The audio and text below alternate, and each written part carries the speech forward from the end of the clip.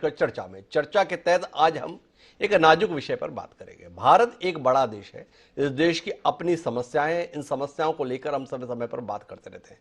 कुछ समस्याएं ऐसी होती हैं जो सभी से कहीं ना कहीं जुड़ी हुई होती है। ऐसी एक समस्या पर हम बात करेंगे।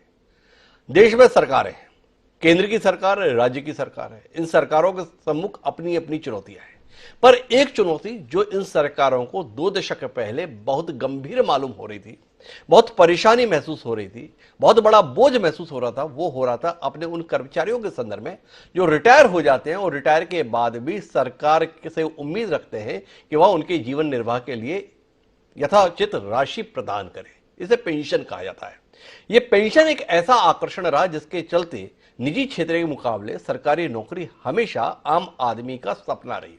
इसलिए रही कि काम करते हुए पैसे का इंतजाम तो सभी जगह हो जाता है। आप काम करते हैं और उसके बदले में वेतन सभी जगह मिल जाता है, लेकिन काम ना करें फिर भी जीवन पर्यंत कुछ ना कुछ राशि आपके हाथ में आती रहे। और जो पेंशन की योजना इस देश में 2003 तक प्रभावी थी, उसमें तो नियम यह था कि अगर आपने 33 साल तक की नौकरी पूरी कर ली है तो सेवानिवृत्ति के बाद सरकार आपके अंतिम वेतन का 50% हिस्सा निश्चित तौर पर आपको जीवन पर्यंत उपलब्ध कराएगी। और साथ ही समय के साथ जिस प्रकार से महंगाई बढ़ती है, उसी अनुरूप महंगाई भत्ता भी इस पेंशन में जुड़ता जाएगा। इसलिए कई बार तो ऐसे आंकड़े भी देखने को मिले हैं जिसमें व्यक्ति को अपने नौकरी के दौरान जितना वेतन नहीं मिला उससे ज्यादा उसे पेंशन के तौर पर राशि प्राप्त होती है। लिहाजा व्यक्ति निश्चिंत रहता था कि जब वह बुजुर्ग होगा, बूढ़ा होगा, तो उसे अपने बच्चों की और जीवन निर्वाह के लिए देखना नहीं पड़ेगा। जिस सरकार के लिए उसने अपने जीवन के 30-35 साल लगाए हैं, वो सरकार बुढ़ापे में उसका ध्यान रखेगी। लेकिन बाद में कुछ हालात ऐसे बदले कि सरकार को लगा कि यह बोझ कुछ जरूरत से ज्यादा भारी हो रहा है और इसका समाधान निकाला गया एक नई पेंशन योजना के रूप में। एनपीएस के नाम से इसे पुकारा गया। जिस समय पर यह योजना अमल में लाई गई, उस समय भारतीय जनता पार्टी के नेतृत्व में केंद्र में सरकार थी अटल बिहारी वाजपेयी की। अटल बिहारी वाजपेयी की सरकार के दौर में मिले जुले दलों ने मिलकर इस योजना को अंगीकार किया। 1 जनवरी 2004 से देश में एनपीएस के नाम से नई पेंशन योजना क्रियान्वित की गई और उस समय पर तकरीबन सभी राजनीतिक दलों ने इस योजना को अंगीकार करने में ज्यादा नुक्ताचीनी नहीं की। सभी राज्यों में उस समय पर आज जैसा दौर नहीं था, जैसा आज भारतीय जनता पार्टी की एक तरफा सरकारें कई राज्यों में है। उस दौर में तमाम राज्यों में तमाम दलों की सरकारें थी, पर इस नीति के संदर्भ में, इस योजना के संदर्भ में सबकी सामूहिक सहमति बनी और नतीजा ये रहा कि केंद्र और देश के सभी राज्यों में इस नई पेंशन योजना को अंगीकार कर लिया गया। पर पिछले कुछ समय में, विशेषकर पिछले 2 साल के अंदर, इस योजना में बदलाव की बात काफी मुखर तरीके से राजनीतिक गलियारों में गूंज रही है। कर्मचारी नई पेंशन योजना के प्रति अपनी नाखुशी पहले भी दर्ज कराते रहे, पर इसको आवाज मुखर तरीके से तब मिली जब राजस्थान के मुख्यमंत्री और कांग्रेस के बड़े नेता अशोक गहलोत ने राजस्थान में पुरानी पेंशन स्कीम लागू करने का ऐलान कर दिया। उसी नक्शे कदम पर चलते हुए छत्तीसगढ़ के मुख्यमंत्री भूपेश बघेल ने भी इसे अंगीकार कर लिया। बात आगे बढ़ी और झारखंड सरकार ने भी पुरानी पेंशन योजना को लागू करने की घोषणा कर दी। पंजाब में आम आदमी पार्टी सत्ता में आई, उसने भी पुरानी पेंशन योजना को लेकर ऐलान कर दिया। कहानी तब और ज्यादा विस्तार ले रही है जब जहां जहां चुनाव हो रहे हैं वहां वहां तमाम विपक्षी दल ये वादा कर रहे हैं कि अगर हम राज्य में सत्ता में जनता के द्वारा ला दिए गए तो हम कर्मचारियों के लिए पुरानी पेंशन योजना को लागू करेंगे। यहां तक तो कहानी ठीक थी। कहानी बिगड़ वहां से रही है जब जिन राज्यों ने इस पुरानी पेंशन योजना को लागू करने का ऐलान किया है, वो ये चाहते हैं कि 2004 से लेकर आज 2022 तक जो राशि नई पेंशन योजना के तहत जमा कराई गई है, उस राशि को इन राज्यों को वापस कर दिया जाए। केंद्र सरकार ने इसके संदर्भ में हाथ खड़े कर दिए हैं। अभी संसद में सत्र चल रहा है। संसद में बाकायदा एक प्रश्न के उत्तर में बता दिया गया है कि इस पैसे की वापसी का कोई प्रावधान नहीं है। जिस पेंशन नियामक प्राधिकरण का गठन किया गया है उसके कानून में ही इस राशि को सरकारों को लौटाने का कोई प्रावधान नहीं है, इसलिए ये राशि वापस नहीं मिलेगी। दूसरी खबर यह आ रही है कि इन सरकारों ने ऐलान तो कर दिया, पर इन सरकारों की ऐसी माली हालत ही नहीं है कि वो इस बोझ को उठा पाएंगे।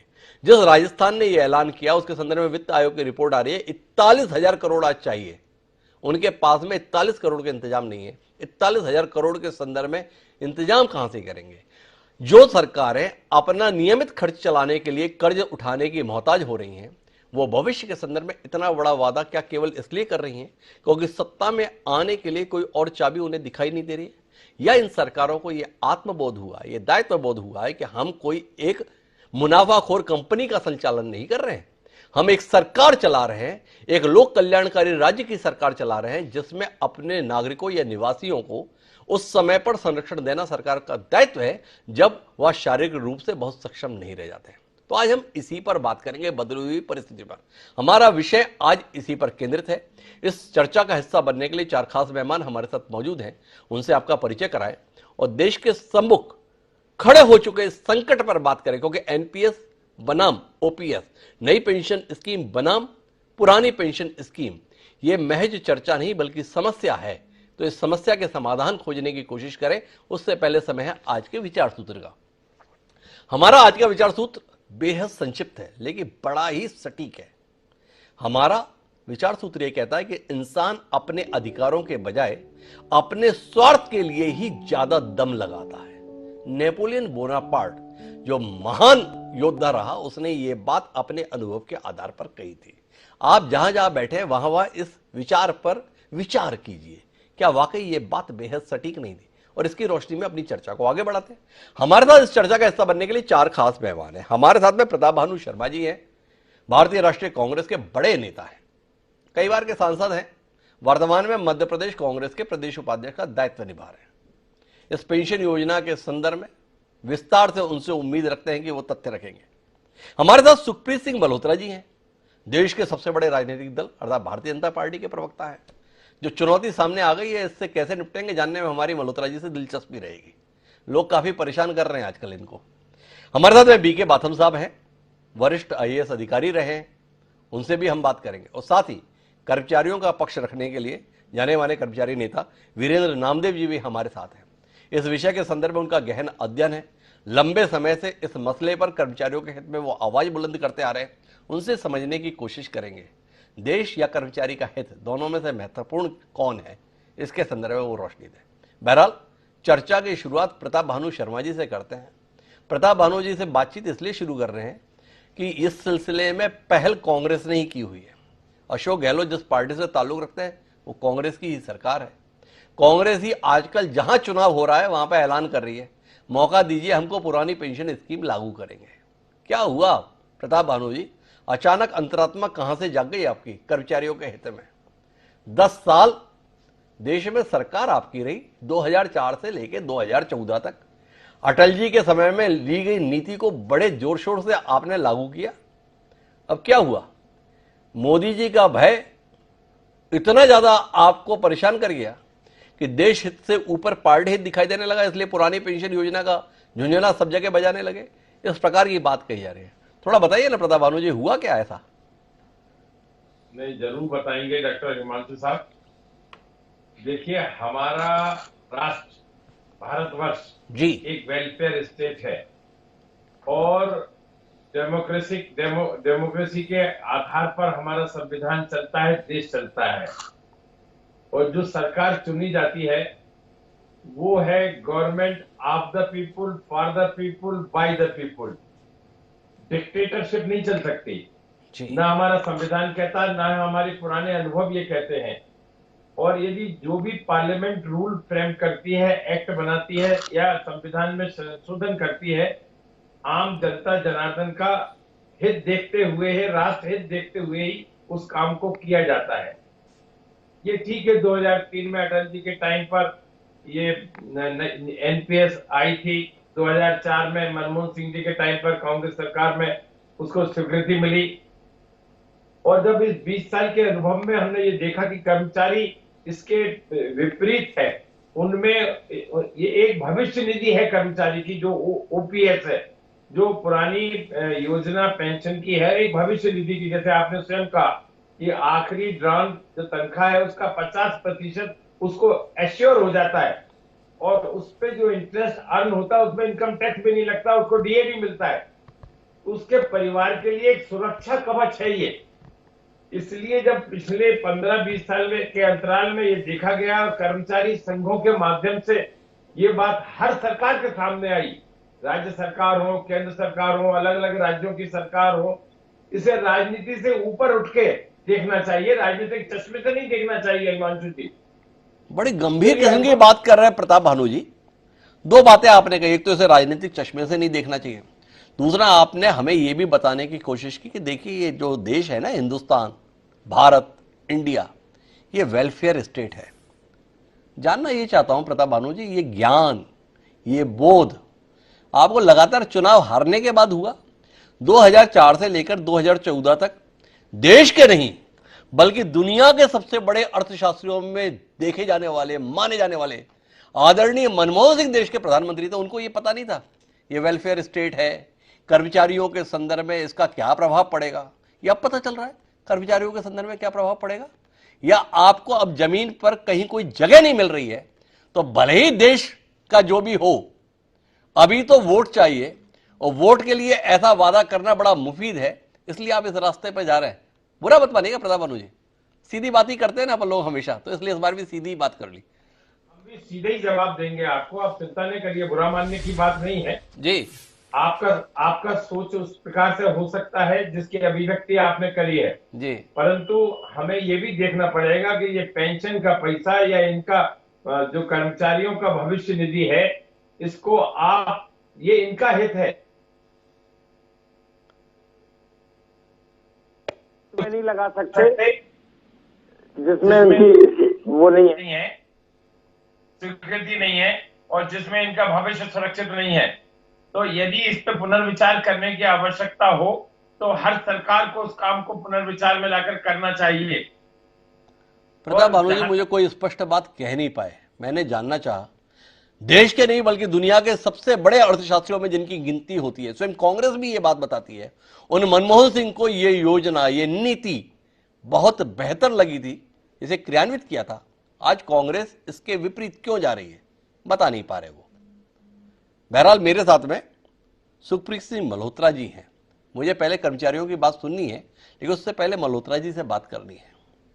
जिस देश के संदर्भ में वर्तमान सरकार बता रही है कि क्या कमाल का काम हम कर रहे हैं, देश क्या था और क्या हम बना दे रहे हैं, देश के संदर्भ में गर्व से बताया जा रहा है। कहां बात कर रहे हो, 12वीं अर्थव्यवस्था थे हम दुनिया की, देखो 5वें नंबर की अर्थव्यवस्था हो गए। क्या अर्थव्यवस्था हो गए जिससे देश चलता है, जो सरकारी कर्मचारी बैकबोन है इस देश की, उनके उम्र दराज होने पर खर्चा तक उठाने की हैसियत में सरकार अपने आप को नहीं पा रही है और हमें बता रहे हो कि देश की अर्थव्यवस्था कितनी बेहतर हो गई है। सुप्रीत जी थोड़ा रोशनी दीजिए ना, एक मुनाफाखोर कंपनी और इस देश की सरकार में कोई अंतर रहेगा कि नहीं रहेगा? एक वेलफेयर स्टेट की परिकल्पना जो देश के संविधान के अंतर्गत निहित है, जो देश 35-37 साल सरकार को सेवाएं देने के एवज में अपने कर्मचारियों के भविष्य की जिम्मेदारी उठाने के लिए तैयार नहीं है, नई पेंशन योजना के नाम पर बाजार के हवाले कर दे रहा है, उस देश में गर्व की बात कही जाए? थोड़ा बताइए ना सुप्रीत जी, कैसे मान लें आपकी बात को? हिमांशु भाई जी, सबसे पहले तो मैं हर बार ही बोलता हूं कि जब भी आपके कार्यक्रम में आना होता है ना, तो मुझे कुछ कहना होता है उससे पहले आप अपना पूरा विषय का जो निचोड़ है वो निकाल चुके होते हो। उस निचोड़ में आप सारी बातें सच्ची बोल चुके होते हो। कहने की आवश्यकता, मतलब अगर मैं अपने आप को कहूं कि मुझे बीजेपी की तरफ से कुछ बोलना है, उससे पहले जो आप हिमांशु भाई बोल चुके हो उसी से जो जनता जनार्दन है वो समझ चुकी है जी। क्या कारण है कि आज हमें ये नहीं सोचना चाहिए कि जो मेरे बच्चे हैं उनका भविष्य सुरक्षित कैसे रहेगा। कोई भी स्टेट और कोई भी गवर्नमेंट, आज आप पूरे विश्व में मंदी देख रहे हैं जी, कितने गंदे हाल पे चल रही है विश्व, और हमें ये सोचना चाहिए कि मेरे आने वाले जो पीढ़ी है उनको भारत खोखला भारत मिलना चाहिए, कि उनको भारत एक सुविधाओं वाला भारत मिलना चाहिए, 5 ट्रिलियन इकोनॉमी की तरफ बढ़ना चाहिए।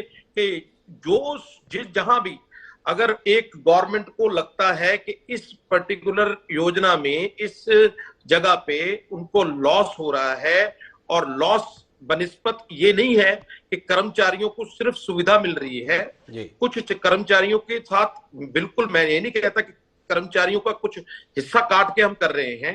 एक सुविधा तो 2004 में अगर आपने ही बोल दिया सर कि 2004 में सारे उन्होंने ओके कर दिया और कांग्रेस रीजन में ये चलता रहा। आज इनको पेट में दर्द इस बात का नहीं है कि वो योजना सक्सेसफुल हो, जो नई योजना है वो बिल्कुल सक्सेसफुल है। इनके पेट में दर्द इस बात का है कि ये स्टेट्स में मतलब हार रहे हैं, सारी स्टेट इनके हाथ से जा रही है। तो ऐसी ही अब इनको ये समझ आ रहा है कि कुछ भी बोल दो, एटलीस्ट जब आएंगे तो हम नहीं दे पाएंगे तो कोई दिक्कत नहीं है। हम हार के आज क्या हो रहा है सर, आप देखिए आम आदमी पार्टी ने पंजाब में 1000 रुपया और पर वुमेन का वादा कर दिया था, हर एक औरत को वादा। आप देखो 20,000 करोड़ तो वो लोन ले चुके हैं, जब अभी 6 महीने से ज्यादा 50,000 के करीब करोड़ के करीब बोल रहे हैं कि लोन केंद्र सरकार द्वारा जा चुका है। और बोलने से पहले हम ये बोलते हैं कि आप ये भी ले लो वो भी ले लो। अरे सर, कोई भी घर जिसकी आमदनी 98 होगी, खर्चा रुपया होगा, वो आज भी मरेगा कल भी मरेगा। आपके देश के लिए आज की डेट में सबसे जरूरत है आपके देश के इंफ्रा की।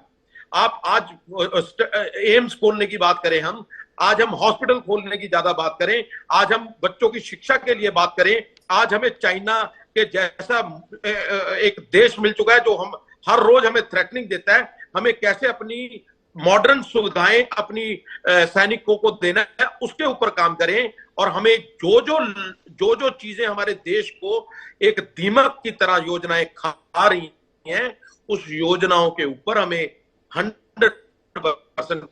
सुप्रीत जी, एक बात बताइए कि हम केवल आने वाली पीढ़ी की चिंता करेंगे या जिस पीढ़ी ने इस देश को बनाने का दायित्व निभाया उनके संदर्भ में भी चिंता करेंगे? आने वाले पीढ़ी के लिए हम देश को क्या बना के देंगे, ऐसी बड़ी बड़ी बातें आप कर रहे हैं, पर जो इस देश को बनाने का काम कर रहे हैं, जो आपके सरकारी कर्मचारी हैं, जो अपनी जवानी के 35-37 साल लगा देते हैं आपके द्वारा बताए गए रास्ते पर चलकर उसे क्रियान्वित करने में, उनके प्रति आपकी कोई जिम्मेदारी नहीं रहेगी? क्यों नहीं उठाना चाहते आप उनके बुजुर्ग के समय की जिम्मेदारियों को? जब हम बच्चों से अपेक्षा करते हैं कि जिन माँ बाप ने आपके संदर्भ में सारा दायित्व निभाया, बुजुर्ग होने पर बच्चे उनकी जिम्मेदारी निभाएं, तो क्या इस देश की जिम्मेदारी नहीं बनती अपने बुजुर्गों के संदर्भ में, उन बुजुर्ग कर्मचारियों के संदर्भ में दायित्व निर्वहन की? क्या चाहते हैं आप? वो बुजुर्ग होने की अवस्था में भी उनकी पत्नियां घर में बर्तन मांजने का काम करें अपने जीवन निर्वाह के लिए? एनपीएस के अंतर्गत लोगों को क्या मिलने जा रहा है? 2,000, 5,000, 7,000 रुपए? क्या इसके आधार पर जीवन काटने की उम्मीद की जाए? यह व्यवस्था यह बना देंगे कि अब आपको रिटायरमेंट के साथ में एनपीएस का सर्टिफिकेट देंगे और साइनाइड की गोली देंगे, अगर आपसे जिया ना जाए तो ये साइनाइड की गोली भी शासन की तरफ से? क्या इस रास्ते पे ले जाना चाहते हैं देश को? हिमांशु भाई, आप थोड़ा सख्त हो गए।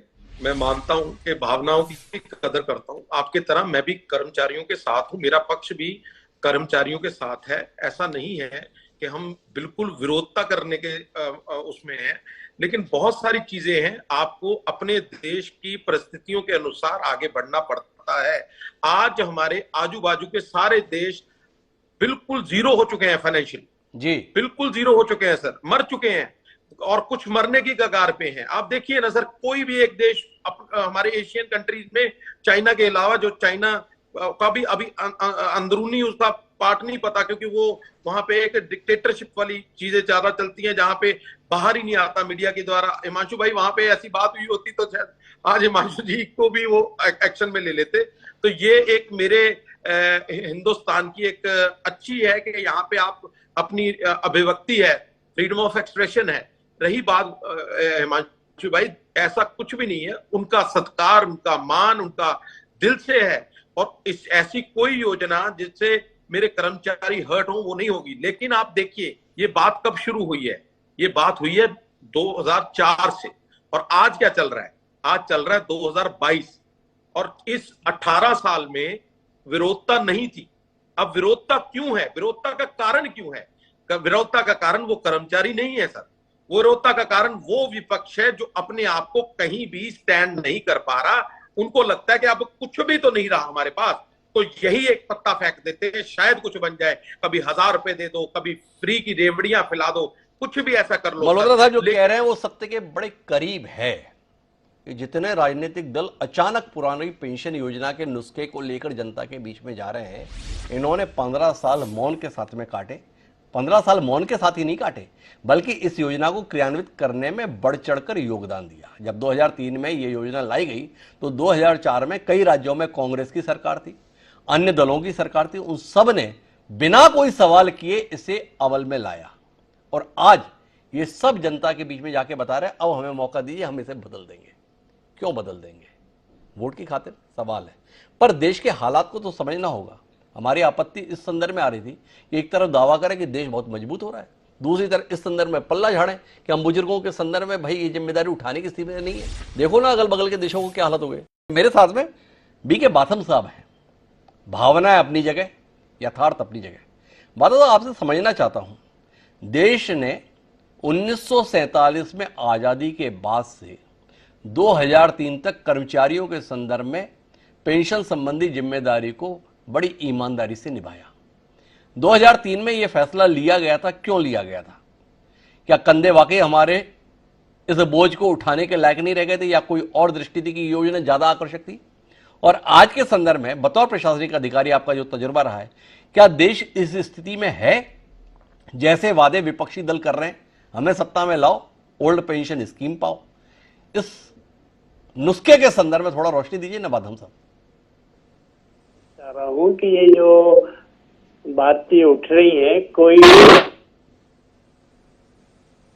ये नहीं चाहता है कि कर्मचारियों को पेंशन दी जाए जी। जब सरकार में आ जाते हैं, सत्ता में आ जाते हैं, तो बहुत कम ऐसे हिम्मत जुटा पाते हैं कि कर्मचारियों को पुरानी पेंशन पे देने की बात करेंगे। ये सही बात है कि पेंशन पर इतना वित्तीय भार पहुंच गया है जो एक एस्टेब्लिशमेंट फंड रहता है उससे कहीं ज्यादा जी। लेकिन ये दूसरा पक्ष हमको ये भी देखना होगा कि जब एक यूथ रहता है, पढ़ लिख के आता है और अपना विजन साथ में लेके आता है, कॉम्पिटिटिव एग्जाम सक्सेस होता है, तो वो गवर्नमेंट में अपनी सर्विसेज इसलिए देता है कि उसको एक ये श्योरिटी रहती है कि रिटायरमेंट के बाद उसको पेंशन मिलेगी ही जी। प्राइवेट सेक्टर में पैसा आपको ज्यादा दिखता है, लेकिन आफ्टर रिटायरमेंट कोई सिक्योरिटी नहीं है।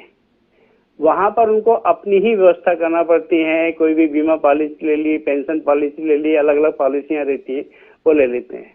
लेकिन यहाँ पर कर्मचारियों की पेंशन की अपन बात कर रहे हैं, तो मैं आपका ध्यान उसको ले जाना चाह रहा हूँ। उनकी पेंशन पे भी बात करना चाहिए जो 5 साल के लिए चुन के आते हैं जनप्रतिनिधि, और पेंशन और डीए और पता नहीं क्या क्या वेलफेयर फंड वगैरह वो लेते रहते हैं। रिटायरमेंट के बाद भी वो सुविधाएं लेते रहते हैं।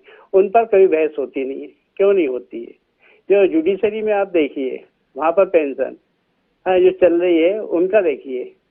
सब गवर्नमेंट एम्प्लॉइज की आप बात कर रहे हो, तो मैं गवर्नमेंट एम्प्लॉइज के पक्ष में हूँ। 2005 की पेंशन है बहाल इसलिए होना चाहिए, कम से कम सोशल सिक्योरिटी हो। हाँ, जहाँ तक कंट्रीब्यूशन का सवाल है, तो अब जो सिस्टम पेंशन का इस तरह बनाए, ठीक है 50% कंट्रीब्यूशन नहीं कर पा रहे हैं तो 60-40 का करें, 25-75 का करें, कर्मचारी का भी रहेगा, लेकिन कम से कम उसको उतना सिक्योरिटी दें रिटायरमेंट के बाद। दूसरा पक्ष ये भी देखिए सरकारी कर्मचारियों का, एक यदि रिटायर कोई पुलिस वाला है, रिटायर कोई आर्मी वाला है, उसके साथ क्या होता है कि यदि वो रिटायर हो गया है, उसके बाद कोई इमरजेंसी आती है तो उसको कॉल किया जाता है कि आपको आना है, और यदि वो नहीं आता है तो पेंशन की उसको दबिश दी जाती है, तुम्हारी पेंशन बंद कर दी जाएगी। तो वो अपनी सर्विसेज अपनी जीवन के अंतिम क्षण तक देने के लिए तैयार रहता है। क्यों? कि वो पेंशन भोगी है, पेंशन ले रहा है। यदि ऐसी पेंशन सिस्टम बंद कर दी जाएगी, किसी तरह की उनकी भागीदारी नहीं रहेगी। अब इन्हीं की सेवाएं क्यों लेना है? इसलिए लेना है कर्मचारी की सेवाएं क्योंकि वो इतने साल का उनका अनुभव रहता है सरकारी सेवा में। देखिए, मैं भी कलेक्टर रहा हूँ, तो मैंने देखा है कि जो मेरे व्यक्तिगत समस्या नहीं है, मेरे जिले की समस्या है, मेरे संभाग की समस्या, उस समस्या को लेकर मैं रात दिन सुबह शाम एक कर देता हूँ, अपने जान जोखिम में डाल देता हूँ। वो पक्ष भी तो देखो। है, अपन मीडिया पे इतनी बड़ी बड़ी बातें कर रहे हैं, सब कुछ कर रहे हैं, हिमांशु भाई आप जो बोल रहे हैं वो भी सुनो, लेकिन मेरा ये कहना है कि कम से कम इसमें एक मानवीयता इनके साथ, कर्मचारियों के साथ दिखाई जाए। नहीं तो ये पक्ष ऐसा है, यदि हम पूरा प्राइवेट सेक्टर में ले जाएंगे हर चीज को, तो सरकार के बर्तन उठाने वाला कोई नहीं रहेगा, सरकार के बोझा उठाने वाला कोई नहीं रहेगा। बात बड़ी संवेदनशील बात कर रहे हैं। कमोबेश उस मुद्दे पर बात कर रहे हैं जो हमने शुरुआत में कहा। हमारा द्वंद्व दो संदर्भ में है। एक तरफ हम लोक कल्याणकारी राज्य की बात करते हैं, दूसरी तरफ देश के आर्थिक संसाधनों की सीमितता की बात करते हैं। देश के आर्थिक संसाधनों की सीमितता के बात पर यकीन तब हो जब सरकार यह कहे कि हमारी हालत ठीक नहीं है। सरकार एक तरफ यह बताए हालत हमारी बहुत बेहतर है, पूरी दुनिया के अंदर जितना बेहतर हम कर रहे हैं कोई देश नहीं कर रहा है, और जब कर्मचारियों के संदर्भ में जिम्मेदारी उठाने की बात आए तो बोलते हैं कि क्या बात कर रहे हो, हमारी तो हालत ही नहीं है। यह विरोधाभास है। बहर कर्मचारी इस विषय पे क्या सोचते हैं जानने में हमारी दिलचस्पी है। वीरेंद्र नामदेव जी मेरे साथ हैं।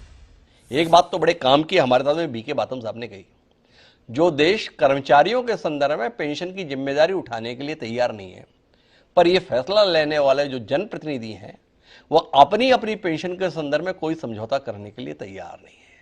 माननीय सांसदों को भी पेंशन चाहिए, माननीय विधायकों को भी पेंशन के संदर्भ में सारे प्रावधान हैं।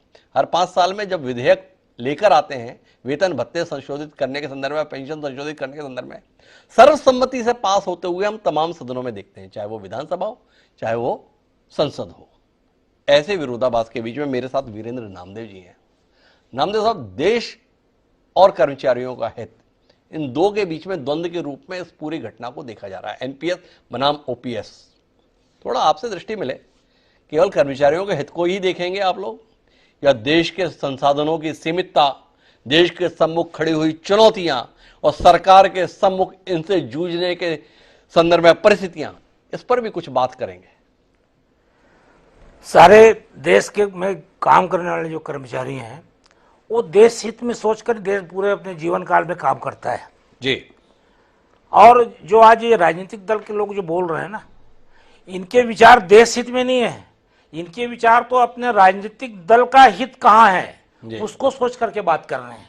हमको सत्ता कैसे मिले, ये ओपीएस जो है या न्यू पेंशन स्कीम का मामला जो ये जो बात कर रहे हैं, ये खुद न्यू पेंशन स्कीम इसके ऊपर लागू नहीं होता जी। और ये जो बात कभी अपने कलेक्टर साहब पुराने जो बोल रहे हैं जी कि 5 साल में चुने जाने वाले लोग, ये विधायक और आज भानु प्रताप सिंह जो साहब हैं, प्रताप भानु शर्मा जी, अगर ये आज ये विधायक हैं और कल सांसद हो जाएंगे और जितने बार विधायक बनेंगे, जितने बार सांसद बनेंगे, वो एक पेंशन नहीं लेंगे, उतने बार को पेंशन मिलता है उनको जी। और हमारे लिए ओपीएस लागू करने के लिए सब परेशानी है लोगों को, चाहे वो भाजपा वाला हो चाहे कांग्रेस वाला हो। ये अपने हित को देख करके अपने निर्णय ले रहे हैं, ये हमारे हित को देखकर निर्णय नहीं ले रहे हैं जी। इनका जो हमको यही समझ में आता है, ये चुनावी हथकंडा, ये जो मुद्दा है चुनावी हथकंडा बनकर रह गया है, ये हमारे हित के देखकर बात नहीं कर रहे हैं। अच्छा, लेकिन मुझे वीरेंद्र नामदेव साहब समझना आपसे यह है कि पुरानी पेंशन स्कीम के मुकाबले नई पेंशन स्कीम को ज्यादा बेहतर बताया था। सरकार अपनी तरफ से कंट्रीब्यूट करती है। पहले तो यह था कि आधा सरकार करती थी, आधा कर्मचारी करता था। अभी तो सरकार ने अपना अंशदान बढ़ा के 14% कर दिया है, 4% उसमें वृद्धि कर दी है। अर्थात सरकार तो आपके संदर्भ में इतना कुछ करने के लिए तैयार है, फिर भी आप लोग नाराज हैं। नहीं, ये भविष्य सुरक्षित किसी को लगता ही नहीं हमको इस सब चीजों से।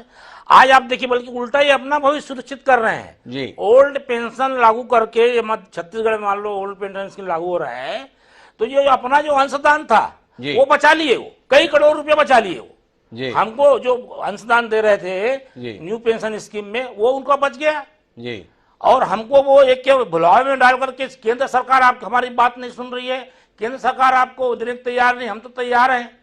इस प्रकार के जब केंद्र सरकार तैयार नहीं है, आपको पहले से मालूम है सब नियम कानून, फिर लागू क्यों किए? और लागू किए हो तो दो, जैसे भी बने हमको ओल्ड पेंशन आपको सरकार को देना पड़ेगा। और मुझे मालूम है कि ये पता है कि ये ओल्ड पेंशन स्कीम को जो लागू सरकार केंद्र सरकार है वो भी लागू करेगी, क्योंकि ये चुनावी का एक बहुत बड़ा मामला बनने वाला है। ये बेकारी, महंगाई सब खत्म, अब ये चुनावी हथकंडा ये बहुत बड़ा बन गया है ओपीएस। और इसलिए मुझे पता है चाहे वो भाजपा हो या कांग्रेस हो, वो सबको लाभ लेना है। ये लोकसभा चुनाव तक तो सरकार को हर हालत में इसको करना पड़ेगा, अन्यथा कर्मचारी तो बागी हैं। आप जिस उम्मीद से है, इस चुनाव के परिणाम तो आपकी उम्मीद को पूरा करते हुए दिखाई नहीं देते। हिमाचल में ओपीएस था, गुजरात में ओपीएस था, हिमाचल में कांग्रेस और भाजपा के बीच में लड़ाई रही, पर इतना बड़े अंतर से नहीं रही। गुजरात में आप ओपीएस लागू करने की बात कर रहे थे, आम आदमी पार्टी भी ओपीएस लागू करने की बात कर रही थी। माननीय सुखप्रिय सिंह जी की पार्टी ने एक तरफा जीत हासिल की है, कांग्रेस आप पानी तक नहीं मांगे, ये हालत है ओपीएस के संदर्भ में। आप देश के संदर्भ में कैसे उम्मीद कर रहे हैं? नहीं, ऐसा है, ये तो खुद बता रहे हैं कि ओपीएस कारण हम हिमाचल जीते जी, कोई कह रहा है ओपीएस कारण आम आदमी पार्टी पंजाब जीता। ये तो माहौल खुद ही बता रहे हैं। ठीक है, उत्तर प्रदेश उत्तराखंड में वो नहीं चल पाया, कितना चला, वहां देश हित चला, मोदी जी चले या कोई चले, लेकिन कुछ राज्यों में जहां बात आज हो रही है कि ओपीएस के वजह से हम यहाँ लागू करने की घोषणा। और वीरेंद्र जी, आपने मुझे एक बात का जवाब नहीं दिया, एनपीएस में है क्या ऐसा जिससे आपको दिक्कत है?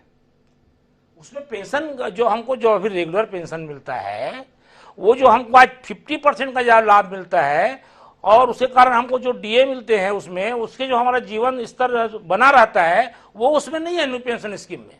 एनपीएस में क्या मिलेगा, थोड़ा इसमें तो रोशनी मिले ना, देश को समझ में तो आए कि जो न्यू पेंशन स्कीम 2004 से लागू हुई है, अभी तो वो लोग रिटायर ही नहीं हुए जो इस एनपीएस का हिस्सा बने हैं। भाई 2004 से में से जो लोग सेवा में आए हैं, उन्हें सेवानिवृत्ति के समय पता चलेगा कि उन्हें क्या मिलेगा। एक सामान्य सेवानिवृत्ति अमूमन 30 साल 35 साल बाद होती है, और पेंशन के संदर्भ में भी नियम यह है, ओल्ड पेंशन स्कीम के संदर्भ में, कि पेंशन का लाभार्थी तभी हो सकता है जब उसने कम से कम 20 साल की सर्विस पूरी की हो। एनपीएस के संदर्भ में तो आज कोई स्थिति ही नहीं है, तो अभी से आप लोग इतने परेशान क्यों हैं, बेचैन क्यों हैं? 10 साल के क्वालिफाइंग सर्विस में पेंशन की पात्रता है रेगुलर कर्मचारियों को जी, और एनपीएस में पेंशन की पात्रता नहीं, जो आपका पैसा जमा है उसको आपको देना है वापस। पेंशन कोई उसमें योजना ही नहीं है जी, पेंशन हमको मिलेगा ही नहीं, तो हम क्या करेंगे आगे जाके? पर एनपीएस के अंतर्गत व्यवस्था तो है कि जो आपका पैसा है एक लमसम अमाउंट होगा, उस पर आपको ब्याज के रूप में मिलेगा बस। उसके बाद रेगुलर पेंशन वो कहां गया जो आज हमको मिल रही है और लोगों को मिलता है पुरानी पेंशन में? तो नामदेव जी भविष्य को लेकर आशंकित रह रहे हैं जी। नामदेव जी कर्मचारियों के भविष्य को लेकर आशंकित रह रहे हैं, उन्हें लगता है कि इस एनपीएस के माध्यम से कर्मचारियों के भविष्य को असुरक्षित कर दिया गया है। पर मैं वापस प्रताप भानु जी के पास लौट कर आता हूं, और प्रताप भानु जी जानना ये चाहता हूं कि जिन राज्यों में भी आपकी सरकार है, क्या पहले खतो किताबत करके इस पर नियम नहीं बना सकते थे? अब आपकी स्थिति तो साफ छछूंदर जैसी हो रही है, ना निगलते बन रहा है ना उगलते बन रहा है। केंद्र सरकार ने स्पष्ट तौर पर संसद में कह दिया पैसे वापस नहीं मिलेंगे। एनपीएस के तहत पैसा जमा कराना आपने बंद करा दिया। तो कुल मिलाकर आपने कर्मचारियों को किसी स्थिति में नहीं छोड़ा, ना वो एनपीएस के रहे ना ओपीएस के रहे। थोड़ा अपने इस करिश्मे के संदर्भ में रोशनी दीजिए ना प्रताप भानु जी, कर क्या रहे हैं आप अपने कर्मचारियों के साथ? नहीं हिमांशु जी, ऐसा नहीं है। ओपीएस जब सरकार ने कहा है तो सरकार का कमिटमेंट है, और जिन सरकारों ने इसे लागू कर दिया है या करने का वचन दिया है, लागू की जाएगी उन राज्यों में। और भारत सरकार जो कर्मचारी का फंड है, जो उसकी भविष्य निधि है, उस पे भारत सरकार का कोई अधिकार नहीं है, कोई रोक नहीं सकते। यदि वो डिक्टेटरशिप या अधिनायकवादी तरीके से उसमें मनमानी करने पर उतारू हैं तो सुप्रीम कोर्ट में जाएंगी सरकारें जी। और सुप्रीम कोर्ट में कर्मचारियों के हक में न्याय मिलेगा, इसमें कोई दो राय नहीं है हिमांशु जी। और ये जो अंशदान 40% एनपीएस में दिया है, ये भारत सरकार का हिस्सा नहीं है। यदि वो रिवॉल्विंग फंड बना है, उसने अर्न किया है, उस पर शेयर से अर्न हुआ है, उसके इन्वेस्टमेंट से अर्न हुआ है, उसके इंटरेस्ट पे अर्न हुआ है, तो वो कर्मचारियों की भविष्य निधि है, उनके ट्रस्ट का पैसा है, जिसे भारत सरकार भले ही कह के एडमेंट व्यू से अभी मना कर रही हो, पर अल्टीमेटली उन्हें ये देना ही पड़ेगा राज्य सरकारों को। राज्य के कर्मचारियों की भविष्य निधि है, उनका अंशदान है, और उस पर इनका कोई अधिकार आधिपत्य नहीं है। और हमारे सुप्रीत जी ने कहा आर्थिक स्थिति, अरे तो कर्मचारियों के भविष्य निधि पर आर्थिक स्थिति क्यों दिख रही है आपको? जी। हमारा ट्रेड बैलेंस इम्बैलेंस हो रहा है चाइना के साथ। हम 10 लाख करोड़ का इंपोर्ट कर रहे हैं और 2.5 लाख करोड़ का हम एक्सपोर्ट कर रहे हैं। पिछले 4 साल में 4 गुना बढ़ गया हमारा इंपोर्ट जी। वो हमारी फॉरेन एक्सचेंज कहाँ जा रही है? उन्होंने चाइना का जिक्र किया, इसलिए मैं जवाब देना चाहूंगा। उन्होंने कहा कि आमदनी 98 खर्चा रुपया। जब मोदी जी बने थे प्रधानमंत्री, उस समय 36 लाख करोड़ का कर्ज था भारत सरकार पे। आज 150 लाख करोड़ का कर्ज क्यों हुआ?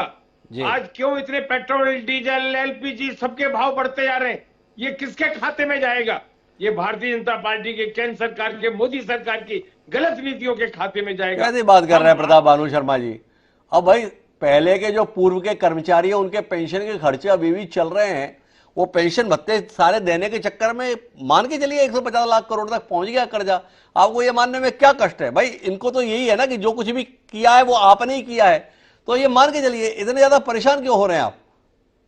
नहीं, हम इसलिए परेशान हो रहे हैं, आपने स्वयं ये प्रश्न रख दिया था, इतनी अच्छी आर्थिक स्थिति हो रही है, देश दुनिया के 5वें नंबर पे हो गया है, और ये सब है, ये सब जितना जी झूठ का फुगावा दिखा रहे हैं, फुग्गा फुलो रहे हैं, उसमें देखो तो रुपया कहां से जा रहा है। यदि आर्थिक मजबूत है स्थिति तो रुपया 55 से 82-83 रुपये क्यों पहुंचा जी? हमारी विदेश उस पर नीति पर, हमारी आर्थिक नीति पर, या हमारे जो फॉरेन एक्सचेंज है उस पर आज न्यूनतम स्तर पे हम क्यों पहुंचे हैं? इसका तो ये जवाबदेह है, इनकी गलत नीतियां हैं, कर्मचारियों को गला दबाना चाहते हैं।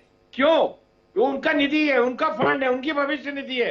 अरे प्रधानमंत्री जी ये बताइए ना कि आपकी जिन राज्यों में सरकार है, विपक्षियों के अन्य राज्यों में सरकार है, उनकी अपनी आर्थिक स्थिति क्या है? जो अभी वेतन भत्ते देने होते हैं इसके लिए तो कर्ज लेना पड़ता है, और आप ओपीएस के संदर्भ में कमिटमेंट कर रहे हैं। क्या आप नहीं मानते हैं कि कुल मिला के ओपीएस के तहत भुगतान की नौबत बहुत बाद में आने वाली है? चुनाव अभी आने वाले हैं, अभी चुनाव निकाले जाएं, जब देने का समय आएगा तब कोई और भुगतेगा। वादे आपके, भुगतने किसी और को होंगे। एक अच्छी रणनीति पे काम नहीं कर रहे हैं देश के विपक्षी राजनीतिक दल।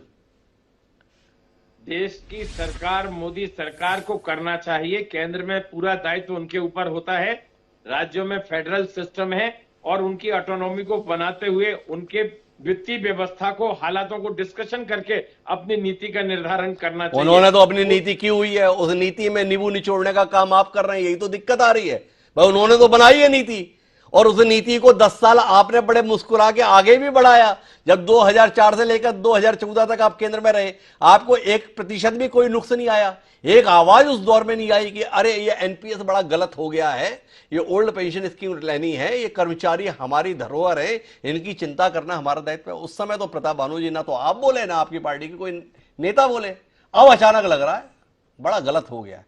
बहरहाल सुखप्रीत जी के पास आता हूं, आपने सवाल उठाया तो सुखप्रीत जी से उत्तर लूं, मैं क्यों उत्तर दूं? तो सुखप्रीत जी से पूछता हूं, क्या कर रहे हो आप लोग? एक तरफ देश के संदर्भ में इतना बेहतर होने की बात, और कांग्रेस जो काम नहीं कर पाई वो करने की तो जिम्मेदारी आप ही की है, आप हमेशा बताते हैं। तो कर्मचारियों के हित में फैसला लेने में इतना डर क्यों रहे हैं, झिझक क्यों रहे हैं? सर सबसे पहले ना मैं इनकी बात का जवाब देता हूं। क्या इनको अपने मनमोहन सिंह जी पे विश्वास नहीं है? क्या उनकी नीतियों पे विश्वास नहीं है? एक आदमी जो फाइनेंस मिनिस्टर रह चुका है और जो प्रधानमंत्री रह चुका है, अगर वो इस नीति को 100% सक्सेसफुल और बढ़िया मानता है, तो क्या प्रताप भानु जी अभी मनमोहन सिंह जी की सोच के ऊपर क्वेश्चन डाल रहे हैं या नहीं डाल रहे? नंबर 1 जी।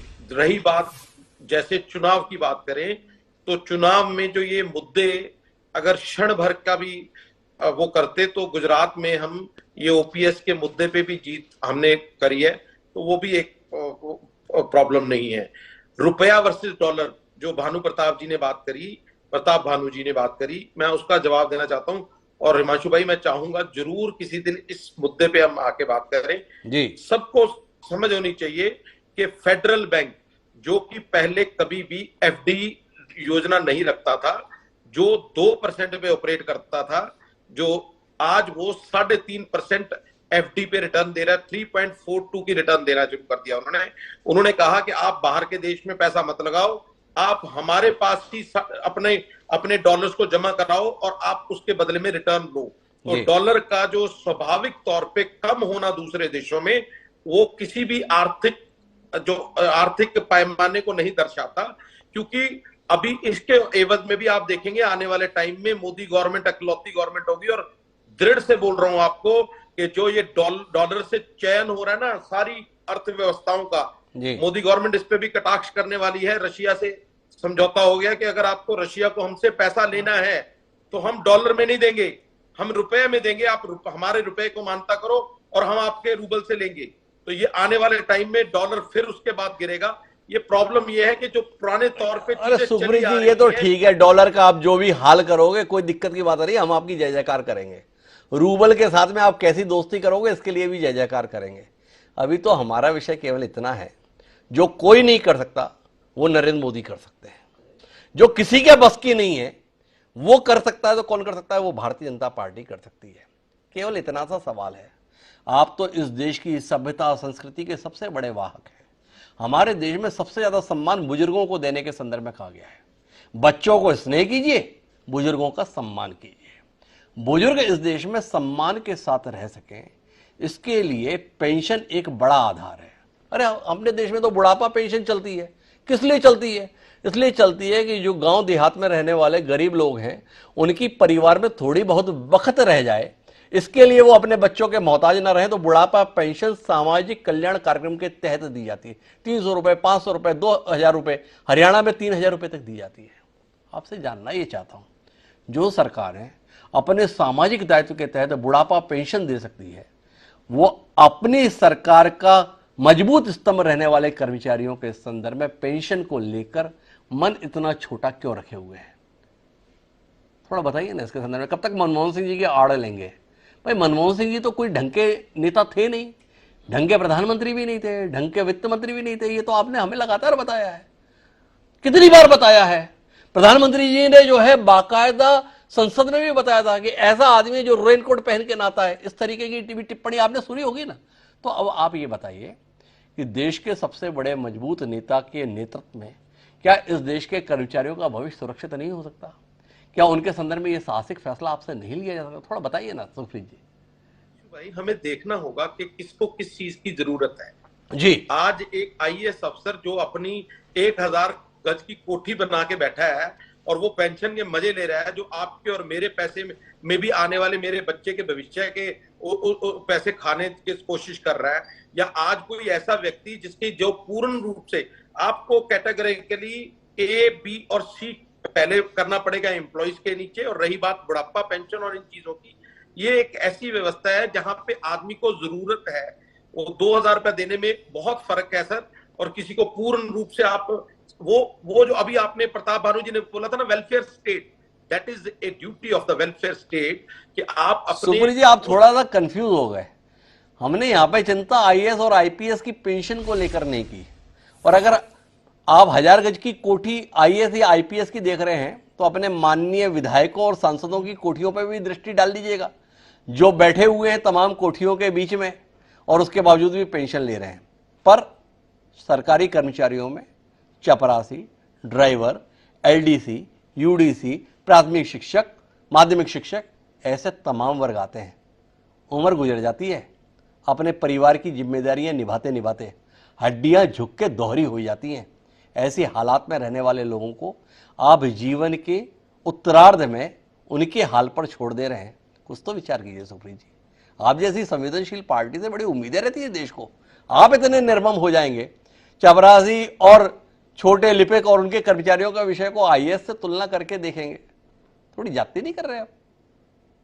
मैं आपकी बात पे पूर्ण रूप से सहमत हूं कि उन कर्मचारियों का जिनका बहुत कम है, उनके लिए प्रावधान और तरह से हमें कैसे करने चाहिए। क्यों हम उनको एक फिक्स इनकम देके हम उनको एक बेरोजगार तरीके से वो करना चाहते हैं? हम क्यों नहीं उनकी हेल्थ फ्री करते? हम उनकी सिक्योरिटी पॉइंट ऑफ व्यू से हम उनको कैसे करें? उनके बच्चों की शिक्षा के लिए हम कैसे काम करें? हम उनके उस वादों उनको और तरीके से कैसे बेनिफिट कर सकते हैं? कैसे हम उनकी स्टडी बच्चों का? अरे आप क्या बेनिफिट करोगे? आपको तो पीएफ का पैसा भी जो है उसमें भी मुनाफा दिखता है, उसमें भी अपना हिस्सा दिखता है। आप तो वो सरकार चला रहे हो जिसने पीएफ पर भी टैक्स लगा दिया, जिसके विषय में आज तक 65 साल में किसी सरकार ने विचार नहीं किया। आपने विचार ही नहीं, उसमें कार्रवाई भी कर दी। आप तो कर्मचारियों के पीएफ के पैसे पर भी सालाना टैक्स लेने वाली सरकार हो गए। सुखप्रीत जी थोड़ा विचार कीजिए ना, कर्मचारियों से इतनी दुश्मनी क्यों? सर प्रॉब्लम यह है कि मैं आने वाले टाइम को देख रहा हूं, मैं अपने बच्चों की तरफ देख रहा हूं और मेरी आने वाली पीढ़ी की तरफ देख रहा हूं, और सारी दुनिया जो आज मोदी जी का साथ दे रही है वो इसी कारण दे रही है, उनको अपने बच्चे सुरक्षित नजर थोड़ा अंतर हो गया मेरी और सुखप्रीत जी की सोच में। वो आने वाली पीढ़ी को देख रहे हैं, मैं उस पीढ़ी को लाने वाले लोगों को देख रहा हूं। जो हमारे बुजुर्ग होंगे उनका भविष्य कैसा रहेगा, इसकी चिंता अगर हम नहीं करेंगे तो कौन करेगा? मैं एक बार फिर बाथम जी के पास चलता हूं। और बाथम जी, इसके संदर्भ में कोई कैलकुलेशन है, कोई अध्ययन है कि पुरानी पेंशन योजना सरकारों को कितनी भारी पड़ती है और नई पेंशन योजना के चलते सरकारों को कितनी राहत मिलती है? देखिए, ये पुरानी पेंशन योजना को और नई पेंशन योजना को दोनों की समीक्षा बैठ के की जाए तो कोई ना कोई एक हल हम निकाल सकते हैं। जहाँ तक अभी बात निकली थी IAS IPS की, और वहीं पर आपने बहुत अच्छी बात की थी, ड्राइवर भी है और कर्मचारी है। अपने दूसरा पक्ष ये देखिए कि गवर्नमेंट ऑफ इंडिया के सेक्टर्स और स्टेट गवर्नमेंट के सेक्टर्स में कितनी पोस्टें आउटसोर्सिंग हो गई हैं, कितनी पोस्टें कॉन्ट्रैक्ट पे चली गई हैं, कितने काम कॉन्ट्रैक्ट हुए हैं। तो हमारा नंबर ऑफ एम्प्लॉइज का जो पहले चलता था 2% 3% टोटल पॉपुलेशन का, अब वो जाकर 1% से भी कम होता जा रहा है। आप देखिए, स्कूल के पोस्ट खाली पड़े हैं, कॉलेजों में पोस्ट खाली पड़ी हैं, प्रमोशन नहीं हो रहा है, बहुत सी ऐसी चीजें हैं। ये तो ये प्रेजेंट गवर्नमेंट ही कर रही है ना। हाँ, प्रेजेंट गवर्नमेंट, अब जब इतने नंबर ऑफ एम्प्लॉइज हमारे कम हो रहा है तो इनका पेंशन बर्डन। तो बादल साहब का कहना है कि बड़ी संख्या में इस दौरान कर्मचारियों को आउटसोर्स किया जा रहा है, तो सरकारी स्तर पर कर्मचारियों की संख्या तो जिनको पेंशन देनी है वैसे ही कम होता जा रहा है। इसके बावजूद भी सरकार इस और ध्यान नहीं दे रही है। इसको लेकर बाथम साहब की अपनी नाराजगी है। बहरहाल मैं आखिरी दौर की बातचीत के लिए एक बार फिर नामदेव साहब के पास आना चाहता हूं और नामदेव साहब, जानना ये चाहता हूं, आप स्वयं मान रहे हैं कि ये जो तमाम राजनीतिक दल पुरानी पेंशन योजना की बात कर रहे हैं वो चुनावी कारणों से कर रहे हैं, तो क्या आपको लगता है कि ये बात क्रियान्वित हो पाएगी या चुनावी नारों तक ही सीमित रह जाएगी? नहीं, हमको तो भरोसा है कि ये बात जो है जरूर हमारे प्रधानमंत्री के ध्यान में आ रहा है, और लोग कुछ भी बोले वो देश हित में निर्णय तो लेते हैं और लेंगे, और उसके साथ उनको समझ में बात आ रही है इसमें राजनीतिक नुकसान भी हो रहा है, और इसके कारण जो इस वास्तव में जिस पीढ़ी को इसका लाभ मिलना चाहिए वो तकलीफ में जा रहे हैं। तो हमें उम्मीद है, जैसा लोग कहते हैं कि मोदी है तो मुमकिन है, तो हमको भरोसा है कि 2024 के आते आते जरूर OPS जरूर हमारे देश में लागू होगा। पूरा नामदेव जी की सारी उम्मीद 2024 के चुनाव को लेकर है, तो सुखप्रीत जी अब सवाल राजनीतिक है। कुल मिलाकर विपक्षी दलों ने कमर कस ली है। एक मसला ऐसा है जो लोगों को हिट करता है, वो मसला पेंशन का है। पेंशन का मतलब सरकारी कर्मचारी। सरकारी कर्मचारी कौन से? जो पहले सेवा में रहे, जो अभी सेवा में हैं, या जो सेवा में आ सकते हैं। हर एक को ये बात तो बड़ी आकर्षक लगती है, भाई नौकरी ऐसी ही होनी चाहिए, जब रिटायर हो तब भी पैसे घर सीधे आने चाहिए बिना जोखिम के। आपको नहीं लगता है विपक्षी दलों ने बड़ी मशक्कत के बाद नुस्खा तो निकाल लिया है आप में नकेल डालने का? कैसे निकलेंगे? सर, ये नकेल तो इन्होंने हर तरीके से डालने की पहले भी कोशिश करी है। मोदी है तो मुमकिन है। आप वीरेंद्र नामदेव जी की इस वर्डिंग को भी आपको बिल्कुल दिल से लेना पड़ेगा कि इनको भी विश्वास हमारे नेता पे है, पहली चीज। दूसरी चीज, हर मुद्दे पे इन्होंने मोदी जी को गिराने की कोशिश कर ली। एक ये भी मुद्दा आ जाएगा और इस मुद्दे पे भी गिरने नहीं है। NPS में हो सकता है कुछ त्रुटियां हों, जिसमें आप उन कर्मचारियों की बात करें जिन कर्मचारियों को लाभ मिलना चाहिए। हम भी आपकी आवाज बनेंगे नामदेव जी। जो त्रुटियां हों नए कानून में, उसको हमें मिलके उसका एक अच्छा सा हल निकाल के उनको देना चाहिए। इस बात से मैं पूर्ण रूप से सहमत हूं। अगर कोई कर्मचारी जो कि बहुत 4th क्लास एम्प्लॉई है, उसके लिए जरूर सोचना चाहिए, इसमें कोई दो राय नहीं है। लेकिन जब तक NPS की योजनाएं हम लोगों को पूर्ण रूप से नहीं पता लगेंगी और दुनिया के उन एम्प्लॉइज के साथ जिन्होंने उसको लेना है उनके सामने नहीं आएंगी, तब तक हमें OPS वर्सेस NPS में हम मुकाबला ही क्यों कर रहे हैं? जब वो एम्प्लॉइज बाहर आएंगे, उनकी जो उस योजना का लाभ लेंगे, तभी हमें इन चीजों का फायदा और नुकसान पता लगेगा। रही बात, जो सबसे बड़ी बात है, जो भी त्रुटियां हैं और जो नियम हमारे भारत की इकोनॉमी को खोखला कर रहे हैं, हमें मिलके उनका हल निकालना चाहिए। कि वो हमें आने वाली पीढ़ी के बारे में सोचना चाहिए, उन बच्चों के बारे में सोचना चाहिए। अगर हमारी इकोनॉमी बढ़िया रहेगी, हम हर तरीके से हर चुनौती का 100% सामना कर सकते हैं।